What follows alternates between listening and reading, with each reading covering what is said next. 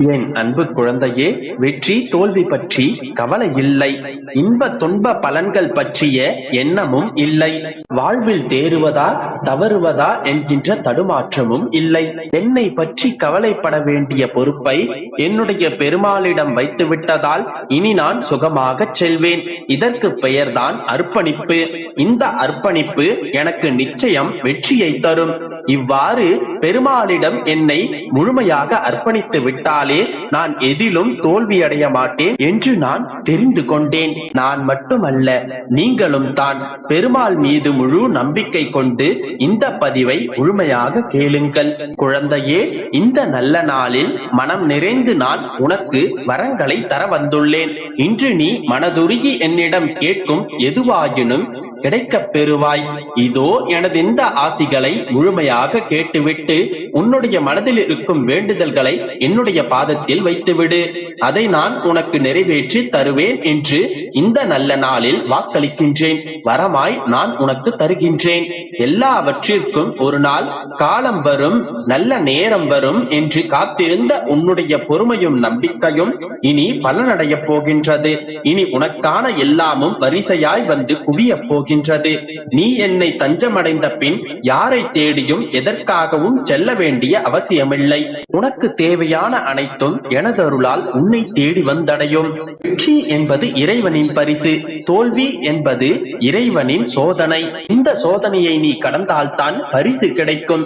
இப்பொழுது நீ தோல்வியை கடந்து விட்டாய். இனி வெற்றியை நோக்கி பயணிக்கப் போகின்றாய். கடந்த கால கசப்புகளை எல்லாம் மறக்க முடியாமல் திணறுகின்றாய். கடந்த கால விஷயங்கள் மலையளவு போன்ற பாரமாக இருக்கலாம், அல்லது நல்ல பாடத்தை கொடுத்த பரிசாக கூட இருக்கலாம். அதை நாம் எவ்வாறு சரியாக புரிந்து கொண்டு நினைவில் வைத்துள்ளோம் என்பது மிகவும் முக்கியமானது. உன்னுடைய கடந்த காலத்தை பார்க்கும் விதமே உன்னுடைய எதிர்காலத்தை உருவாக்கும் விதமாக இருக்கும். எனவே தான் ஒவ்வொரு முறையும் கூறுகின்றேன், உனது கடந்த கால கசப்புகளை நினைவுகளை எல்லாம் அழித்துவிடு.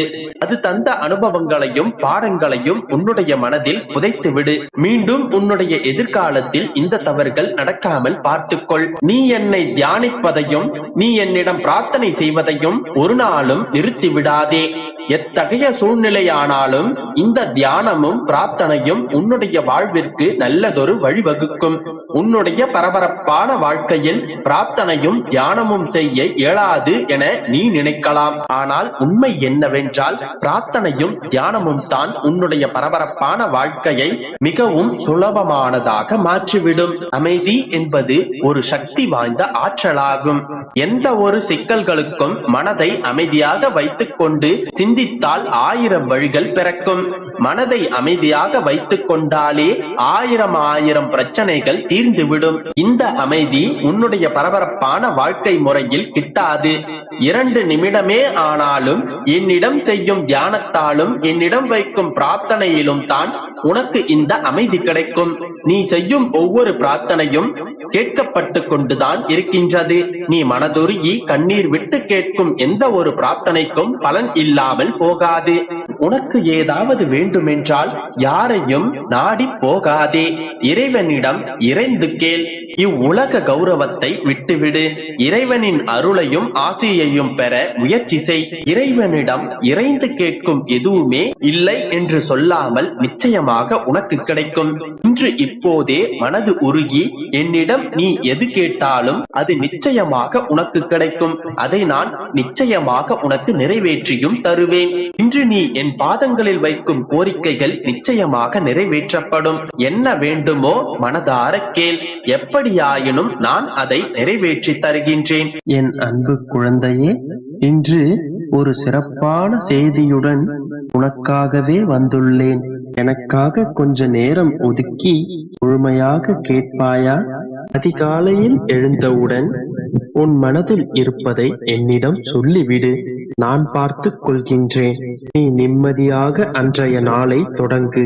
நிச்சயமாக மகிழ்ச்சியானதாக அமையும். நான் இன்று வந்தது உன்னிடம் ஒரு நல்ல செய்தியை சேர்ப்பதற்காக. அந்த செய்தி உன் வாழ்வை வளமாக்கும், உன் மனதை உறுதியாக்கவும், சில விஷயங்களை பகிர்ந்து கொள்வதற்காகவும் தான். இப்போது நான் கூறும் விஷயங்களை உன் வாழ்வோடு ஒப்பிட்டுப் பார். இது உனக்காக எழுதியது என்பதை உறுதியாக புரிந்து கொள்வாய்.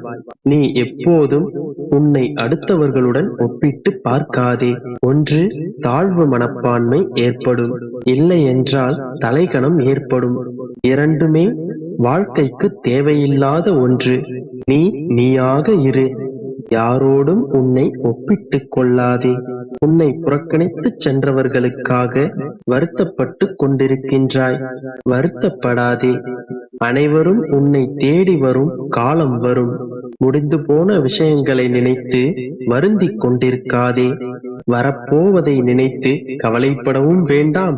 இதுவரை நடந்ததெல்லாம் நன்மைக்கே. இப்பொழுது நடந்து கொண்டிருப்பதும் நன்மைக்கே. இனிமேல் நடக்கப் போவதும் சாட்சாத் நன்மைக்கே என்று உறுதியாக நம்பு.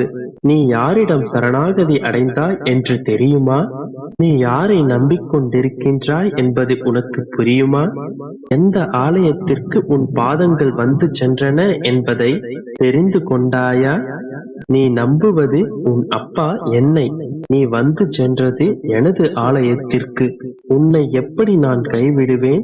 என்னை நம்பி வந்த பக்தர்களின் பாவங்களும் துரதிர்ஷ்டமானவர்களின் பாவங்களும் முற்றிலும் எரிந்துவிட வேண்டும் என்ற நோக்கத்துடன் என்றென்றும் எரியும் புனிதமான விளக்கை ஏற்றி வைப்பேன். உன் பிரச்சனைகள் சிக்கல்களை எண்ணி சிறைப்பட்டுக் கொண்டிருக்கின்றாயே. நண்பர்கள், உறவினர்கள் என்று எல்லோரையும் நம்பி இன்று ஏமாந்து உட்கார்ந்து கொண்டிருக்கின்றாய். உன்னை இந்த பிரச்சனைகளிலிருந்து விடுவிப்பதற்காகவே என் ஆலயத்தில் நான் தயாராக காத்திருக்கின்றேன். நீ விரும்பும் அனைத்தையும் நிறைவேற்றுவதற்காக நான் தயாராக இருக்கின்றேன். உரிமை உள்ள தந்தையைப் போல நான் என் பிள்ளைகளை பாதுகாத்து அளவற்ற அன்பை பொழிவதற்கு ஆவலுடன் காத்துக் கொண்டிருக்கின்றேன். நான் மிகுந்த அன்புடன் உனக்காக ஏங்கிக் கொண்டிருக்கின்றேன். நீ ஏழையாக இருந்தாலும் சரி, பிரச்சனைகள் உன்னை சூழ்ந்து கொண்டிருந்தாலும் சரி, என் ஆலய வாசலில் நீ ஏறும் தருணத்தில் செழிப்பாகவும் மகிழ்ச்சியாகவும் மாறுகிறாய். என்னை தேடி வா கண்மணி. உன் பிரச்சனைகள், சிக்கல்கள் என்று எல்லாவற்றையும் என்னிடம் ஒப்படைத்துவிடு. உன் எண்ணங்களை எல்லாம் பூர்த்தி செய்து உன் சூழ்நிலைகளை எல்லாம் மாற்றிவிட்டு உன் மனம் போல் நிகழ்வுகள் அனைத்தையும் நடத்தி காட்டுகின்றேன். நம்பிக்கையோடு இரு.